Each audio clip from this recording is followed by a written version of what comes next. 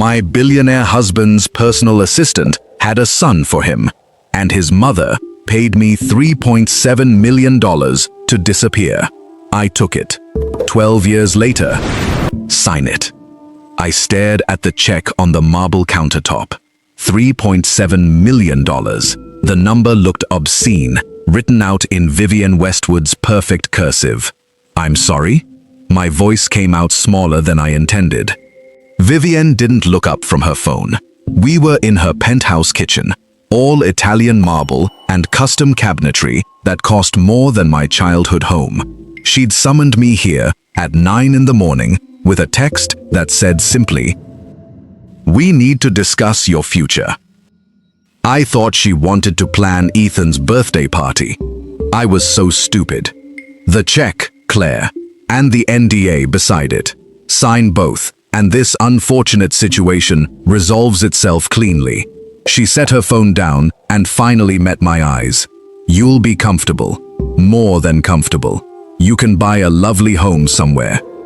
Start over. Find someone more suitable to your background. The words hit like a slap. I don't understand what's happening right now. Don't you? Vivienne's smile was surgical. Jessica is 8 weeks pregnant with my son's child. A boy, according to the early testing. The Westwood heir we've been waiting for. The kitchen tilted. Jessica. Ethan's personal assistant. The woman who brought him coffee exactly how he liked it. Who stayed late at the office. Who'd looked at me with what I thought was respect at the company Christmas party 3 months ago. 3 months ago. You're lying. I'm not. Vivienne slid her phone across the counter.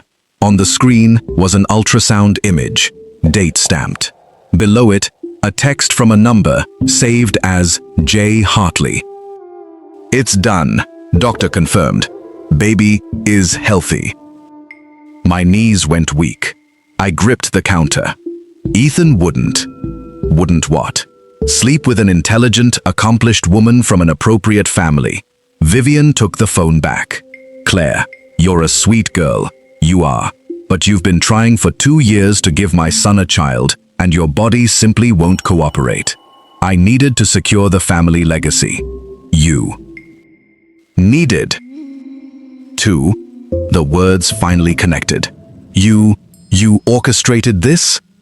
I facilitated an opportunity. She said it like she was discussing a merger. Jessica understood what was at stake. She's known Ethan since Harvard. Their families summer in the Hamptons together. It makes sense. You paid her to sleep with my husband. I paid her to secure the Westwood future. Vivienne's voice sharpened. Which you have failed to do. Now, you can make this easy, or you can make this a spectacle. Either way, you're leaving. The only question is whether you leave wealthy and dignified, or broke and humiliated. I should have thrown the check in her face. I should have called Ethan right then. I should have fought. But all I could think about was the previous week when Ethan came home late, smelling like expensive scotch and perfume that wasn't mine. How he'd showered immediately. How he wouldn't look at me during dinner the next night. He already knew. I want to hear it from him, I whispered. Fine. Vivienne picked up her phone and called someone. Send him up. 3 minutes later, the private elevator opened. Ethan walked in, wearing a Tom Ford suit that cost more than most people's cars. He saw me, saw the check, saw his mother, and the guilt on his face told me everything.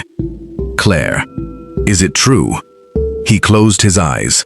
It was one time, one night. I was drunk and stupid and... Is she pregnant? Silence. Ethan, is Jessica pregnant with your baby? Yes, his voice cracked. I'm so sorry. I never meant for this to happen. Mom, you said you were going to let me tell her. You've had 3 weeks to tell her, Vivienne said coldly. You clearly weren't going to. 3 weeks. He'd known for 3 weeks. I'd noticed he'd been distant, distracted. I thought it was work stress. His company was acquiring a competitor, and the negotiations were brutal. I'd been supportive, understanding, and I'd rubbed his shoulders and told him everything would be fine. And the whole time, he was keeping this. "I love you," Ethan said, and he actually sounded like he meant it. "I do, but a baby changes everything. I have responsibilities. You have responsibilities to your wife." "To the family legacy," Vivian interjected, "which requires an heir. Jessica can provide that. You cannot. It's not personal, Claire. It's practical." The casual cruelty of it took my breath away. I looked at Ethan, really looked at him. This man I'd married 2 years ago, in a ceremony that cost more than a small hospital, who'd promised to love me forever in front of 300 people I didn't know. "Tell her you want me to stay," I said quietly. "Tell your mother that we're going to work through this, that we'll figure it out together." Ethan's jaw worked. He glanced at Vivian, and he said nothing. That silence was louder than anything. "The check is generous," Vivian said, like we were negotiating a severance package. "The NDA is non-negotiable. You'll tell people the divorce was mutual. Irreconcilable differences. You will not mention Jessica or the baby. In exchange, $3.7 million and a clean break. And if I don't sign, then I bury you. No hesitation. I have a team of lawyers who will ensure you leave this marriage with nothing. We'll drag your name through every tabloid. We'll make you wish you'd never met my son." She leaned forward. "I like you, Claire. I do. But I love my family more. Sign the papers. Take the money. Disappear." I looked at Ethan one more time. He still wouldn't meet my eyes. Something inside me just broke. Not loudly, not dramatically, just a quiet, final snap. I picked up the pen, signed the NDA, signed the divorce papers her lawyer had apparently already prepared. Then I looked at the check. $3.7 million to disappear from the life of a man who wouldn't even fight for me. Take it and burn their world down later. I folded the check and put it in my purse. "I hope it was worth it," I said quietly. Then I walked out. Ethan called my name once. I didn't turn around. I found out I was pregnant 6 weeks later. I was in a hotel in Portland, trying to figure out where to go next when the nausea hit. At first, I thought it was stress, grief, the emotional whiplash of having your entire life dismantled in a single morning. Then I missed my period. Then I missed another one. The pregnancy test came back positive in a gas station bathroom off I-5. I sat on that disgusting floor and laughed until I cried. Of course, this would happen now. 2 years of trying. 2 years of doctors and ovulation kits and disappointment. 2 years of Vivian's passive-aggressive comments about my failure to produce an heir. And now, 6 weeks after she paid me to disappear, I was carrying Ethan's child. No. Not Ethan's child. My child. I had choices. I knew that. But the moment I saw those 2 lines, I knew what I was going to do. I was keeping this baby. And I was never telling Ethan Westwood it existed. He'd made his choice. He chose Jessica. He chose his mother. He chose the legacy over me. This baby was mine. I moved to Austin 3 days later. Used part of Vivian's blood money to buy a small house in South Congress. Started freelancing again. Branding, graphic design, anything I could do from home. By the time my daughter was born, I'd built a quiet life. No社交media. No contact with anyone from New York. I told people I was a widow when they asked about my daughter's father. It was easier than explaining. I named her Maya. She had Ethan's eyes. I tried not to think about that. 5 years later, I had my son. That one was harder to explain. I met James at a coffee shop in Austin. He was a music producer, kind and funny, and completely uninterested in wealth or status. We dated for 8 months. I told him I couldn't have more kids. Complications from my first pregnancy. I lied. Then I got pregnant anyway. I didn't tell James until I was 12 weeks along and couldn't hide it anymore. He was furious. Not about the baby, about the lie. "You don't trust anyone, do you?" he said. He wasn't wrong. We tried to make it work. We really did. But I couldn't let him in. Couldn't let anyone in. The walls I'd built after Ethan were too high. James left when our son was 2. He sends child support. Sees the kids every other weekend. He's a good father. But we were never going to work. I named our son Owen. He doesn't have Ethan's eyes. That made it easier. For 12 years, I built a life in Austin. I started my own branding consultancy, Brennan & Co. Small clients, mostly local businesses. Nothing flashy. But it was mine, and it was enough. Maya grew up smart and stubborn and a little too good at reading people. She asked about her father once when she was 7. He was someone I loved a long time ago, I told her. But sometimes love isn't enough. She accepted that. Owen asked when he was 6. I gave him the same answer. He asked why I looked sad when I said it. I told him, some stories have sad parts. I thought I'd left the Westwood world behind forever. Then the email came. It was a Tuesday in April.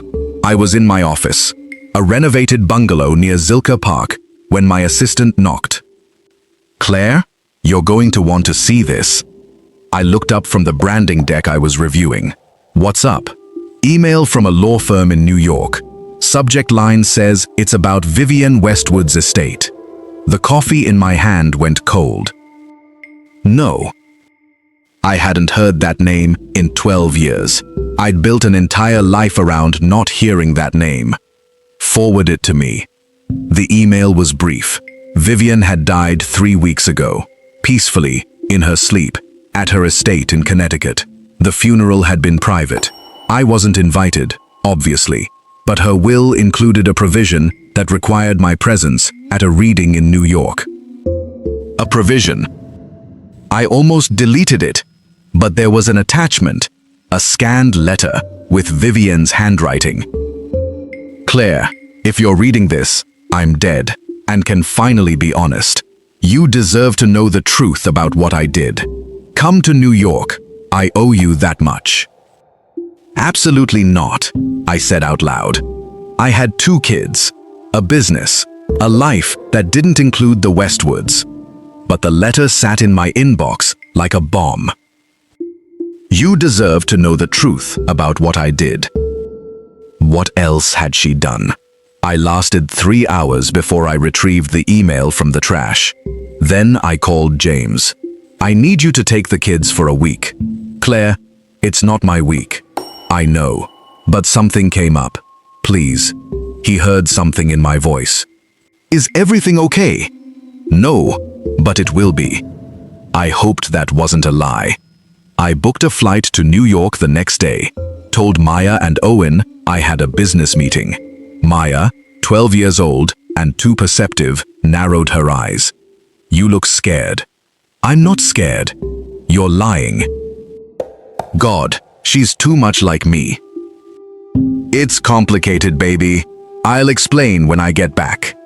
"Does this have to do with my dad?" My heart stopped. "Why would you ask that?" She shrugged. "You get this look sometimes, like you're somewhere else, and it's always sad." I pulled her into a hug. "I love you. You know that, right?" "Mom, you're being weird." "I know. I'll be back before you know it." Owen cried when I left. He was 7 and hated when I traveled. James picked them up that afternoon, and I flew to New York that night. The city looked exactly the same. Too loud, too crowded, too full of memories I'd spent 12 years trying to forget. I took an Uber from JFK to the law offices of Whitfield and Associates in Midtown. The building was all glass and steel and old money. My reflection in the lobby windows looked out of place. Jeans and a blazer, canvas bag instead of designer leather. I didn't belong here. I never had. The receptionist directed me to a conference room on the 43rd floor. I walked in, and my entire world tilted. Ethan was sitting at the table, 12 years older, gray at the temples. Lines around his eyes that hadn't been there before, but still devastating in that same way that had made me stupid at 22. He looked up. Recognition flickered across his face like lightning. "Claire?" I couldn't speak. Breathe. Just breathe. He can't know. He can't ever know about Maya. "I didn't know you'd be here," he said, standing up. His voice was exactly the same. I thought, Mom's lawyer said this was just immediate family. "I got a letter." My voice sounded distant, mechanical. "From your mother." So did I. He was staring at me like I was a ghost. "You look different." 12 years of raising 2 kids alone will do that. "It's been a long time," I said carefully. "Yeah." Something complicated crossed his face. "Yeah, it has. How have you been?" "I have your daughter. She has your eyes and your stubborn streak, and she's the best thing that ever happened to me." "Fine. I'm fine. You?" "Good. Busy. The company's doing well. We expanded into renewable energy 5 years ago, and..." He stopped, laughed awkwardly. "Sorry, you probably don't care about that." "It's fine." The silence stretched like taffy. He looked like he wanted to say something, ask something. Before he could, the door opened. A lawyer walked in. Older man, expensive suit, the kind of calm authority that came with decades of handling billionaire problems. "Ms. Brennan, Mr. Westwood, thank you for coming. I'm Lawrence Whitfield. I'll be executing Mrs. Westwood's final wishes today." He sat down and opened a leather portfolio. "This is an unusual situation. Vivian left specific instructions about how this meeting should proceed." He pulled out 2 envelopes. One had my name on it. One had Ethan's. "She wanted you both to read these together, in this room, before the formal will reading." Ethan frowned. "Why?" She didn't explain. She just said you'd understand once you read them. Lawrence slid the envelopes across the table. "I'll give you privacy." He left. The room went silent. I stared at the envelope with my name on it. "What did you do, Vivienne?" Ethan picked his up, then hesitated. "Should we?" "Together," I said. She wanted us to read them together. We opened them at the same time. The letter was dated 6 months before Vivienne's death. "Claire, if you're reading this, I'm dead, and it doesn't matter anymore. I can finally tell the truth without consequences. Jessica's son is not Ethan's child." The words blurred. I knew it the moment she told me she was pregnant. The timeline didn't match, but I didn't care. I needed you gone, and the pregnancy was the perfect leverage. So I paid Jessica to lie. I paid her to claim Ethan was the father. I paid her to keep the secret until you were out of the picture. The boy's real father is a lawyer from her firm, a nobody. She panicked when she got pregnant and came to me for help. I saw an opportunity. "You were never supposed to be part of this family, Claire. You were too kind, too genuine, too weak. I thought paying you to leave was mercy." But here's the part that haunts me. 3 weeks after you left, your doctor's office called the penthouse. You'd missed an appointment, a prenatal appointment. I answered the phone. They asked me to have you reschedule. I realized what that meant. You were pregnant when you left, and you never told us. My hands started shaking. No, No, no, no, no. I hired an investigator, found you in Austin 6 months later, confirmed you'd had a daughter, Ethan's daughter, the actual Westwood heir. I could have told him, should have told him, but I didn't, because you'd done exactly what I paid you to do. You disappeared, and bringing you back would mean admitting I'd destroyed his marriage over a lie. So I made a choice. I let you go. I let him raise Walker as his son, and I convinced myself it was for the best. I was wrong. Your daughter deserves to know her father. Ethan deserves to know he has a daughter. I don't expect forgiveness. I just want you to know that I knew, and I'm sorry. There's a trust fund, $5 million, for your daughter.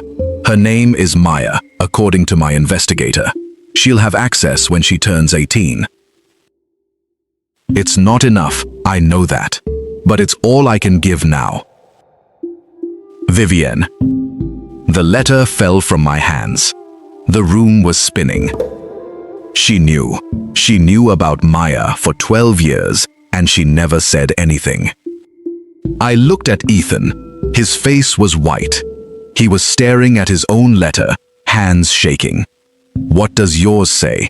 I whispered. He couldn't speak, just slid it across the table. I read it. Ethan. Walker is not your biological son. His father is a lawyer named Patrick Lowery. I paid Jessica to lie because I wanted Claire gone. But that's not the worst thing I did. Claire was pregnant when she left. She had your daughter 12 years ago. A girl named Maya. She's been raising her in Austin this entire time. I found out 6 months after Claire left. I could have told you. I didn't. I chose to protect my own pride over your right to know your child. I'm telling you now because I'm dead and cowardly, and this is the only way I know how to make it right. Claire didn't know I knew. She's been protecting your daughter from us, from me, for 12 years. I don't blame her. You have a daughter. She has your eyes, according to the investigator's photos. Her name is Maya Brennan. She's 12 years old. She's smart and stubborn, and everything Claire is. I'm sorry. I know that's not enough. Mom. The silence in that room was deafening. Ethan stood up so fast, his chair fell over. You were pregnant. It wasn't a question. I couldn't answer, couldn't breathe. You were pregnant, and you didn't tell me. You chose Jessica. The words came out broken. You let your mother pay me to leave. You didn't fight for me. Why would I tell you? Because it was my child. His voice cracked. You had my baby. And you, for 12 years, Claire. 12 years. You had 12 years with Walker. I shot back. A child who wasn't even yours. Why is that different? Because I didn't know. He was pacing now, hands in his hair. I thought, God, I thought you couldn't get pregnant. I thought that's why. And you were already pregnant with your daughter, while your mother paid me to disappear. Yes. He stopped, stared at me. A daughter. Yes. What's her name? Maya. How old? 12. Almost 13. His legs gave out. He sat down hard. 13. Jesus Christ, Claire. Don't. My voice shook. Don't you dare make me feel guilty for protecting her from your family. My family? He looked up. I'm her father. You're a stranger who let his mother destroy our marriage. The tears came then. I couldn't stop them. You think I was going to bring a baby into that? Into Vivienne's world? She would have taken her from me. I wouldn't have let her. You didn't fight for me. The words ripped out of me. When it mattered, when I needed you to choose me, you stood there and said nothing. So forgive me for not trusting you with the most important thing in my life. The silence that followed was suffocating. Ethan's face crumpled. You're right. His voice broke. You're right. I didn't fight for you. I was a coward. I let my mother control everything, and I've regretted it every single day since. I wiped my eyes. That doesn't change anything. I have a daughter. He said it like he was testing the words. A daughter I've never met. And a son who isn't yours. He flinched. What are you going to do?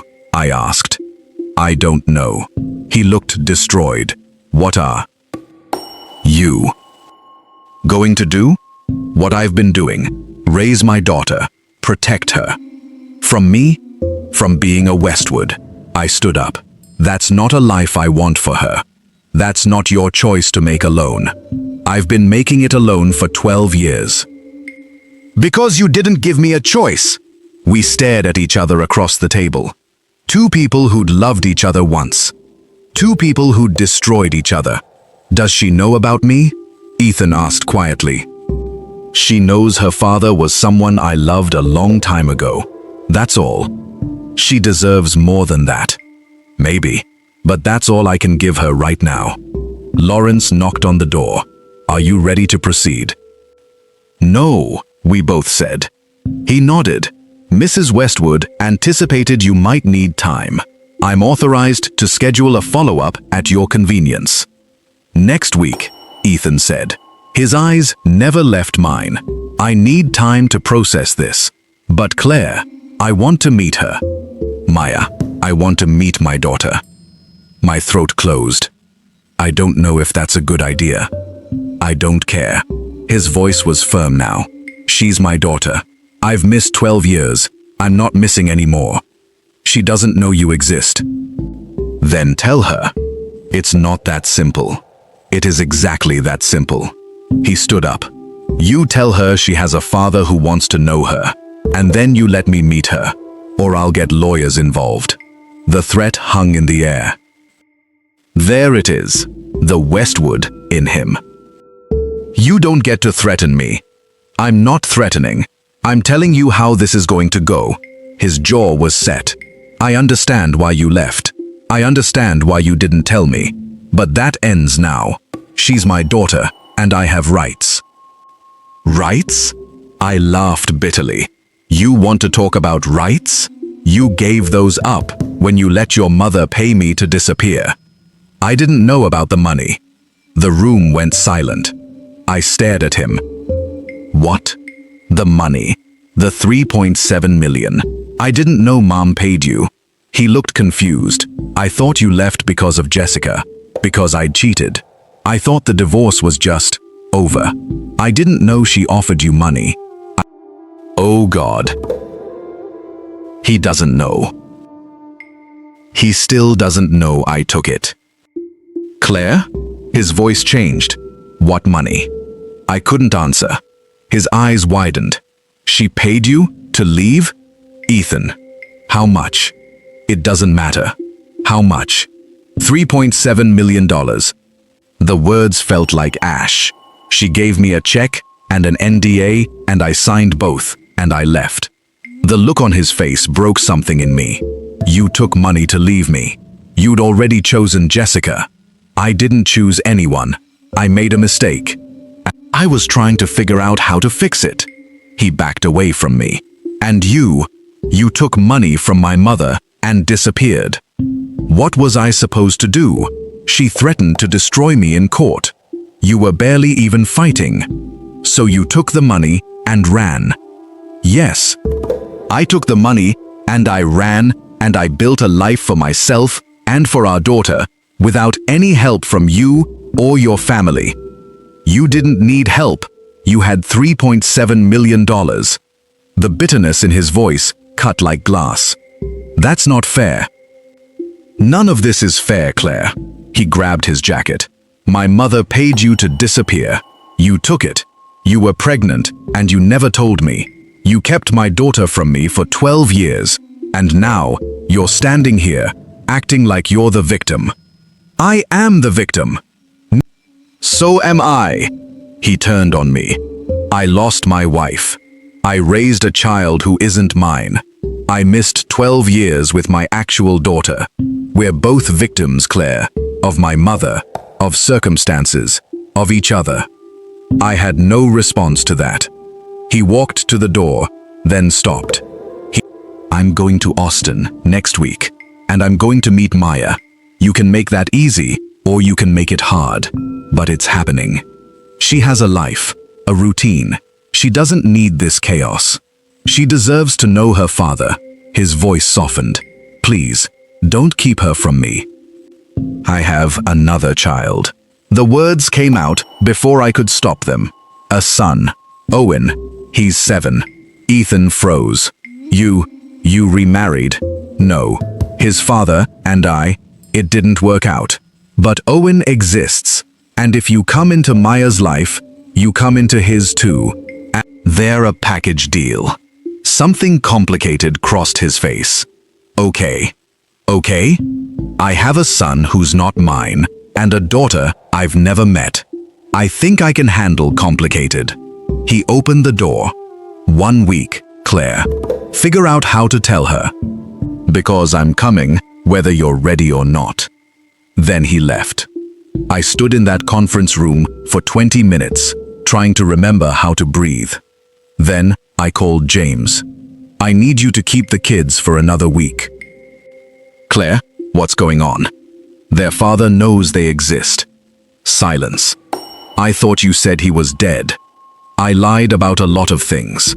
My voice cracked. I'm sorry. I'll explain everything, but I need more time. Did he threaten you? Because if No. He wants to meet them, and I don't know how to stop it. Do you want to stop it? I closed my eyes. Did I? Maya deserved to know where she came from, who her father was. But letting Ethan into her life meant letting him into mine. And I didn't know if I was strong enough for that. I don't know, I whispered. I really don't know.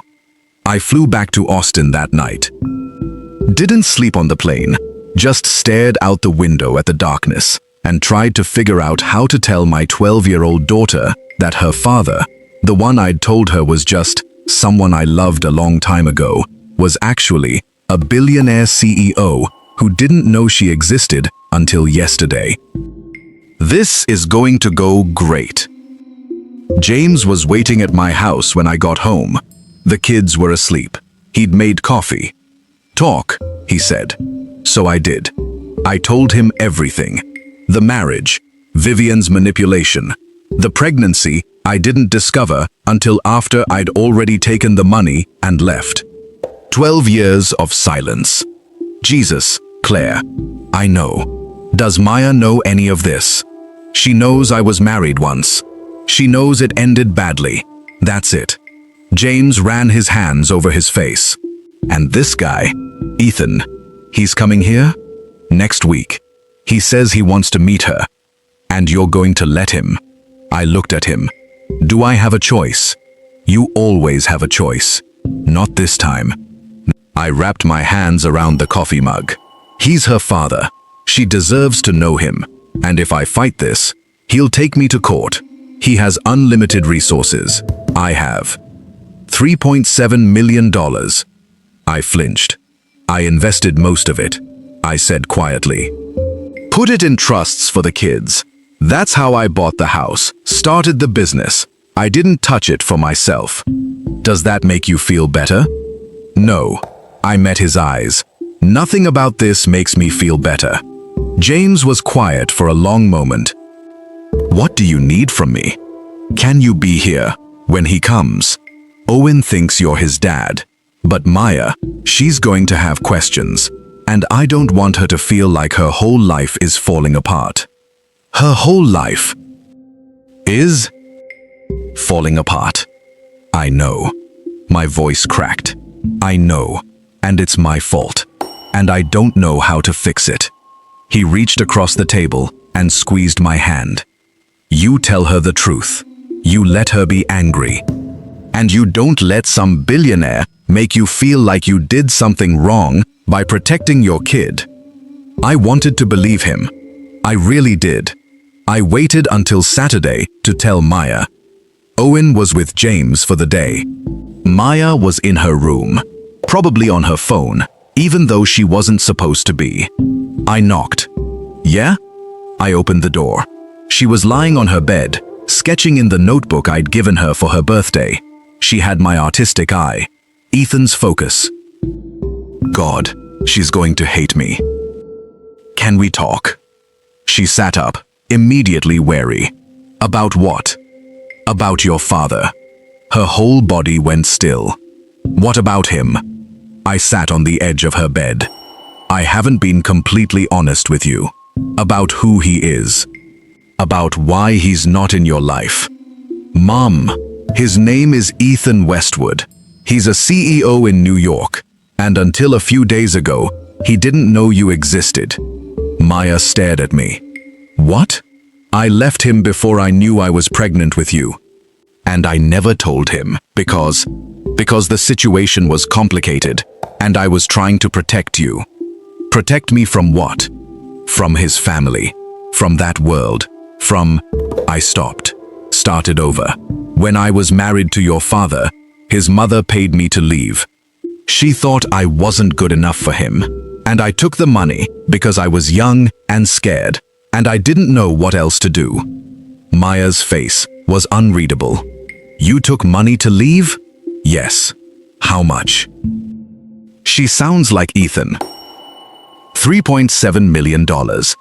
Her eyes widened. Million? Yes. And you never told him about me? No. Why not? Because he'd already chosen someone else. Because his mother was cruel and manipulative, and I didn't want her anywhere near you.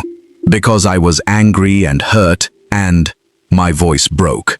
Because I was scared, and I made a choice, and I don't know if it was the right one, but it's the one I made. Maya was quiet for a long time. Does he know now? Yes. His mother died recently. She left letters, one for him, one for me, telling us the truth about everything. What truth? That the baby she claimed was his. The reason she pushed me out wasn't actually his. She lied. She destroyed our marriage over a lie. And she knew I was pregnant when I left, and she never told him. I watched Maya process this, saw the exact moment the anger kicked in. So his mom was a psycho who lied to everyone, and you just let her. I didn't let her. You took the money, Mom. You took millions of dollars and disappeared. That sounds like letting her. The words hit like a slap. I was trying to survive. By lying to everyone, Maya stood up. You lied to me. You let me think my dad was some dead guy who loved you. You never told me he was alive and rich and, does he even want to meet me? Yes. He's coming here next week. Next week? Her voice pitched higher. You're just dropping this on me, and he's coming in a week? I know the timing is. The timing is insane. She was pacing now. I have a dad. A billionaire dad who didn't know I existed. And you kept that from me for my entire life. I was protecting you. From what? From having a father? Tears were streaming down her face now. Owen has a dad. Why don't I get one? Maya, is that why James and you didn't work out? Because you're still in love with my real dad? The question gutted me. It's complicated. Everything with you is complicated. She grabbed her phone. I'm going to Emily's. We're not done talking. Yes, we are. She pushed past me. I heard the front door slam 30 seconds later. Well, that went exactly as badly as I thought it would. I called Ethan that night. He answered on the second ring. Claire. I told her. Silence. Then, how did she take it? She called me a liar and went to her friend's house. So you know. Great. He exhaled. I'm sorry. Are you? The bitterness surprised even me. Because you're getting what you wanted. A daughter who knows you exist. That's not fair. You keep saying that. Like fair has anything to do with this situation. Claire, I need to know what your plan is. Are you coming here to meet her and then leaving? Are you going to want custody, visitation? Are you going to uproot her entire life because your mother finally grew a conscience on her deathbed? I don't know. His voice was strained. I'm trying to figure this out, just like you are. No, you're 12 years behind.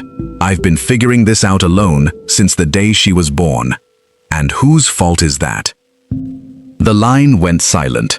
Low blow, I finally said. So was the custody comment. He sighed. I'm sorry. I'm trying not to be angry. But every time I think about what Mom did, what you did, what I did? You kept my daughter from me, Claire. You let your mother pay me to disappear. I didn't know about the money. His voice cracked. How many times do I have to say that? I didn't know she paid you. I didn't know you were pregnant. I thought you left because I'd destroyed us, because I'd chosen wrong, and I spent 12 years hating myself for it. I closed my eyes. I spent 12 years building a life where you didn't exist, I said quietly, where that whole world didn't exist, and now you're going to show up and destroy it. I'm not trying to destroy anything. I'm trying to know my daughter. She's not ready. Then help her get ready. His voice softened. Please, I know I don't deserve your help, but she deserves a father, and I want to be that for her, if you'll let me. If you'll let me. Like I had any power here. When are you coming? Friday. I'll get a hotel. I don't want to overwhelm her. A hotel? I laughed bitterly. Ethan, you're a billionaire, showing up to meet the daughter you didn't know existed. Everything about this is overwhelming. Then tell me what to do. I don't know. The frustration boiled over. I don't know how to do this. I don't know how to introduce you to her. I don't know how to explain 12 years of absence. I don't know how to protect her from getting hurt. You can't protect her from getting hurt. His voice was gentle. That's part of life. Part of having a relationship with people. They hurt you sometimes. Spoken like someone who's never been abandoned. The silence stretched. I'm sorry, he finally said, for not fighting for you, for letting Mom control everything, for making you feel like you had to choose between me and protecting yourself. The apology cracked something open in my chest. I'm sorry too, I whispered. For not telling you about Maya, for making that choice alone. You deserved to know. We both made mistakes. Yeah. Can we try to do better for her? I thought about Maya's face when she asked why she didn't get to have a dad. Friday, I said. Come Friday. I'll talk to her. Try to prepare her. Thank you. Don't thank me yet. She might refuse to see you. Then I'll wait. He paused. I've waited 12 years. I can wait a little longer. After we hung up, I sat in the dark and cried. For the marriage I'd lost. For the daughter who'd never known her father. For the mess we'd all made of something that should have been simple. Love shouldn't be this hard. Maya came home Sunday night. She didn't speak to me, just went straight to her room and closed the door. I gave her space until Monday morning. We need to talk, I said at breakfast. Owen was eating cereal, oblivious. Maya stared at her phone. Maya. She looked up. Her eyes were red. I'm still mad at you. I know. You have every right to be. I glanced at Owen. Can we talk in private? She followed me to the living room. Your father is coming on Friday, I said. If you want to meet him. If you don't, I'll tell him you're not ready. But the choice is yours. What's he like? The question surprised me. He's complicated, intelligent, driven. He runs a company his family built over generations. He's used to control, to having answers. I paused. But when I knew him, he was also kind, funny, He made me feel like I was the only person in the world when he looked at me. Do you still love him? God, these questions. I don't know. I loved who he was. I don't know who he is now. Maya was quiet. Does he have other kids? He raised a boy named Walker for 12 years, but it turns out Walker isn't his biological son. That was part of what your grandmother lied about. So, I'm his only real kid. Yes. She processed that. What if he doesn't like me? My heart broke. Baby, there is no universe where he doesn't like you. You're smart and talented and funny and everything good in this world. You have to say that. You're my mom. I'm saying it because it's true. I pulled her into a hug. You don't have to meet him if you're not ready. But I think you'd regret it if you didn't. She was quiet against my shoulder. Will you be there when I meet him? If you want me to be. I want you there. Then I'll be there. She pulled back. I'm still mad at you. I know. But I get why you did it. Kind of. She wiped her eyes. Grandma sounds like she sucked. She did. And you were just trying to protect me. Yes. But you should have told me sooner. You're right. I should have. Maya nodded. Okay, I'll meet him. But if he's a jerk, I'm leaving. Deal. Friday came too fast. Ethan texted that morning. I'm at the Four Seasons downtown. What time works? I suggested 2 o'clock at the house. Neutral territory. James agreed to take Owen to a movie so Maya could meet Ethan alone. Well, alone with me there as a buffer. What do I wear? Maya asked, panicking in front of her closet. Whatever makes you comfortable. That's not helpful, Mom. She settled on jeans and a sweater, kept changing her earrings. I'd never seen her this nervous. At 1:55, a black car pulled up. Ethan got out wearing jeans and a button-down. Casual, approachable. He's trying. I opened the door before he could knock. Hi. Hi. He looked past me. Is she? She's nervous. So am I. So probably don't be an intense billionaire CEO right now. A smile flickered. I'll try. I led him inside. Maya was sitting on the couch, phone in hand, trying to look casual. She looked up. Ethan stopped breathing. You have my eyes, he said softly. Maya stood. Yeah, Mom says that too. They stared at each other. I'd imagined this moment 1,000 times. It was never like this, awkward and fragile and so full of emotion I could barely breathe. I'm Ethan, he said, stepping forward, then stopped. But you know that. Sorry, This is weird. Super weird, Maya agreed. Can I? He gestured to the couch. Can I sit? It's Mom's house. Ask her. He looked at me. I nodded. They sat on opposite ends of the couch. I stayed standing, ready to intervene if needed. You're really my dad, Maya said. Yeah. And you really didn't know about me? Not until last week. That's insane. It is. Ethan's voice was careful. And I'm sorry. I'm sorry I wasn't there for your first steps, or your first day of school, or any of the moments I should have been there for. That wasn't your fault, wasn't it? He glanced at me. I made choices that led to your mom leaving. If I'd been stronger, braver, you would have fought for her? Maya asked. Ethan's throat worked. Yes. Why didn't you? The question hung there. Because I was scared. My mother had always controlled everything. The company, the family, my life. And when she told me I had to choose between her approval and my marriage. He stopped. I chose wrong. I let fear win, and I've regretted it every day since. Maya absorbed this. Mom took money to leave. I know. Does that make you angry? At my mother? Yes. At your mom. He looked at me. It's complicated. Everything with you guys is complicated, Maya muttered. Despite everything, I almost laughed. What do you want? Maya asked. From me. Like, are you trying to be my dad now? Or just, I don't know, what is this? Ethan leaned forward. I want to know you. I want to be in your life, if you'll let me. I don't expect you to call me dad or trust me right away, but I'd like to try, to show up, to be someone you can count on.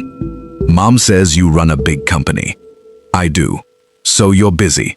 I am. But I'll make time. He paused. I'll figure it out. If you give me a chance. Maya looked at me. What do you think? She's asking my permission. I think I chose my words carefully. I think your dad made mistakes. So did I. But he's here now, and that counts for something. Do you trust him? Maya asked. The question hit me sideways. Did I? I'm learning to, I said honestly. Maya turned back to Ethan. I have questions. Okay. A lot of questions. I'll answer all of them. Do you have other kids? I raised a boy named Walker, but he's not my biological son. Does he know that? Ethan's face shadowed. He does now. It's been difficult. Is he mad at you? He's angry at a lot of people, including me. Are you still going to be his dad? The question clearly surprised him. Yes, if he'll let me. Biology doesn't erase 12 years. Maya nodded, satisfied. Good. It wouldn't be fair to just dump him because you found out about me. I wouldn't do that. Okay. She paused. Do you have a girlfriend or wife? No. I've been single since your mom and I divorced. For 12 years. I dated, nothing serious. Maya processed this. Mom dated too. That's how I got my brother. Ethan's expression flickered. James, right? Yeah, he's not my dad, but he's cool. Takes us to movies and stuff. That's good. Ethan looked uncomfortable. You should have people who show up for you. Are you going to be one of those people? I'm going to try. Maya studied him. Then, can I see a picture of Walker? The question clearly threw him. Why? Because he's kind of my brother, right? Like not biologically, but you raised him, so he's something. Ethan pulled out his phone, showed her a photo. Walker was 12, dark hair, serious expression. He looks sad, Maya said. He's been through a lot recently. Because of what your mom did? Yes. Maya handed the phone back. That sucks. It does. They sat in silence for a moment. Then Maya said, I play soccer, and I'm learning guitar. And I like drawing. Ethan's face lit up. Your mom was an artist, graphic designer. I know. She teaches me stuff sometimes. I'd like to see your work, if you want to show me. Maya hesitated. Then she got up and grabbed her sketchbook. They spent the next hour going through her drawings. Ethan asked questions, made her laugh, told her about a gallery his company sponsored. I watched from the kitchen, making coffee I didn't drink. This is really happening. At 4 o'clock, Maya's phone buzzed. Emily wants to know if I can sleep over. That's fine, I said. She looked at Ethan. Are you staying in Austin? For the weekend, maybe longer, if that's okay. Can we hang out again? I'd like that. Maya grabbed her bag, gave me a hug, then, awkwardly, offered Ethan her hand. He shook it, looking like he wanted to hug her, but didn't dare. See you tomorrow? She asked. Definitely. She left. The house went quiet. Ethan and I looked at each other. She's incredible, he said softly. I know. You did an amazing job. Don't. I shook my head.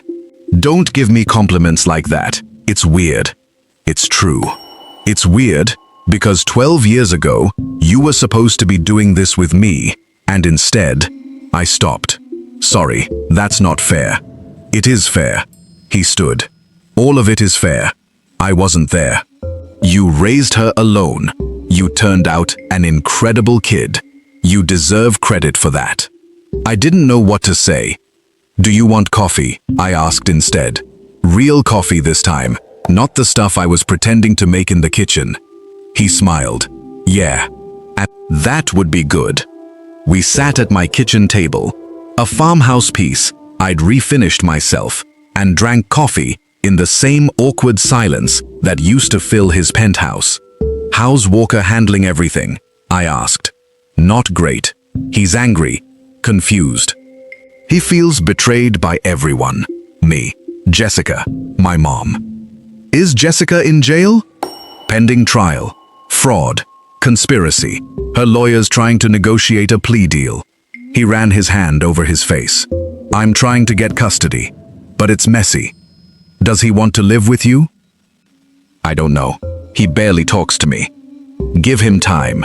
12-year-olds are dramatic. Speaking from experience, I gestured around. Maya didn't speak to me for 3 days after I told her about you, but she came around.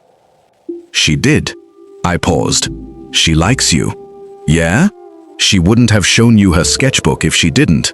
Something warm crossed his face. That means everything. We fell quiet again. What happens now? I asked. I don't know. I'd like to see her again. Spend time with her. Maybe meet Owen. Owen's 7. He's going to ask a million questions. I can handle questions. Can you handle him thinking you're going to replace James? Ethan's jaw tightened. I'm not trying to replace anyone. I know, but kids don't think like that. They think in absolutes. Either you're in or you're out. Then I'm in. No hesitation. Whatever that looks like, I'm in. I studied him. 12 years older, more certain, less of his mother's shadow. You've changed, I said. So have you. Is that good or bad? Good. He met my eyes. You're stronger, sharper. You don't apologize for taking up space anymore. I had to be. For them. I know. The silence shifted, became something else. I thought about you, Ethan said quietly. Over the years, wondered where you were. If you were happy. If you ever thought about me. I tried not to. Did it work? No. I looked down at my coffee. Every time Maya did something that reminded me of you, the way she focuses when she's working, the way she argues until she wins, I thought about you. And I hated it. I'm sorry. For what? Being her father? For not being there to see it. The rawness in his voice broke something in me. You're here now, I said softly. That's what matters. Is it enough? I don't know. I met his eyes, but it's a start. He reached across the table, stopped just short of touching my hand. Can we try? To co-parent? To figure this out together? I looked at his hand. At the space between us that used to be nothing and now felt like everything. We can try. His fingers brushed mine. And for the first time in 12 years, I didn't pull away. The next morning, Ethan took Maya to breakfast. Just the two of them. She came home glowing. He's taking me to New York next month to see his office and meet Walker. My stomach dropped. What? If that's okay with you. She was practically bouncing. He said Walker might want to meet me, since we're kind of siblings. Maya, that's a lot. I know, but I want to. She grabbed my hands. Please, Mom. I want to see where you lived, where you met him. I want to know that part of my life. She wants to know the part I tried to erase. Let me think about it. He said you'd say that. She grinned. He also said he'd convince you. Did he? Yep. She headed to her room. I like him, Mom. I know it's weird, but I do. I called Ethan immediately. New York? Really? She should meet Walker. See where she comes from. She comes from here. From Austin. From the life I built. I know that. But she also comes from me, from my family, from a legacy that's hers whether we like it or not. I don't want her in that world. That world is half of who she is, Claire. His voice was gentle. You can't protect her from it forever. Watch me. Come with us. I stopped. What? Come to New York. Stay at the penthouse. Let her see both sides of her story. Let her choose what she wants to take from each. I can't just leave my business. For a week. That's all I'm asking. A week in New York. In the world I'd run from. With the man I'd tried to forget. I'll think about it, I said. Thank you. After I hung up, I sat in my office and stared at the wall. This is insane. But Maya's face kept flashing in my mind. The joy in her eyes when she talked about meeting Walker. She deserved to know all of herself, even the parts I was afraid of. I called Ethan back that night. Fine, we'll come to New York. Yeah? For Maya, not for you. I know. He paused.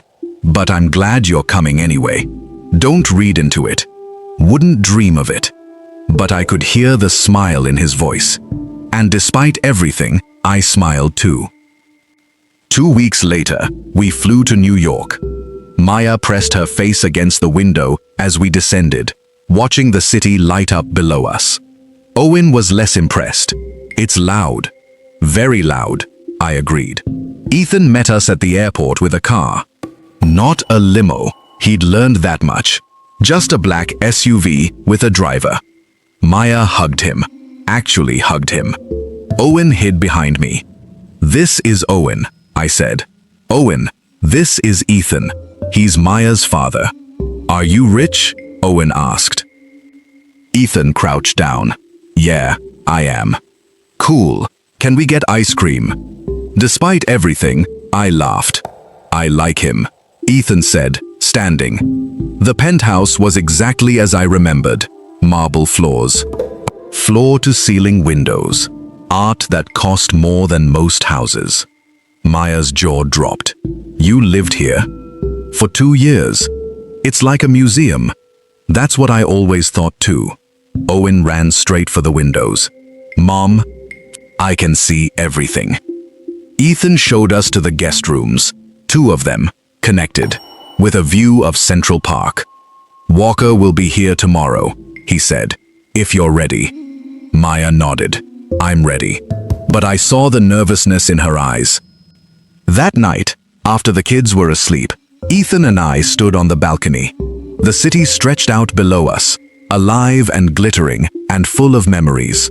I used to stand here and imagine what my life would be like if I'd made different choices, Ethan said quietly. Yeah, I imagined you here with me, our kids running around, family dinners, all the normal things. We were never going to be normal, Ethan. Maybe not, but we could have been happy. I looked at him. Do you really believe that? I want to. Want and reality are different things. I know. He turned to face me, but I'm trying to make reality better. For Maya, for us. There is no us. Isn't there? His eyes searched mine. We're standing here, together, raising a daughter, trying to figure out how to blend 2 impossible worlds. That sounds like an us to me. That's co-parenting. It's a start. I shook my head. You always were stubborn. Look who's talking. Despite myself, I smiled. I'm not ready to trust you, I said quietly. I don't know if I ever will be. I know, but I'm willing to try. For Maya. That's all I'm asking. He reached for my hand. This time, I let him take it. And we stood there, overlooking the city that had broken us, trying to figure out if we could build something new from the pieces. The next day, Walker came to meet Maya, and he was quiet, guarded, looked at me like I was a ghost. You're the wife, he said. Ex-wife, I corrected gently. And you're Walker. He's told you about me. Some. Maya stepped forward. I'm Maya. Walker looked at her. Really looked. You have his eyes. So I've heard. They stared at each other. Two kids, caught in the fallout of adult mistakes. This is weird, Walker finally said. Super weird, Maya agreed. Want to see my room? Sure. They left. Ethan and I stood in the foyer. That went better than expected, I said. Yeah.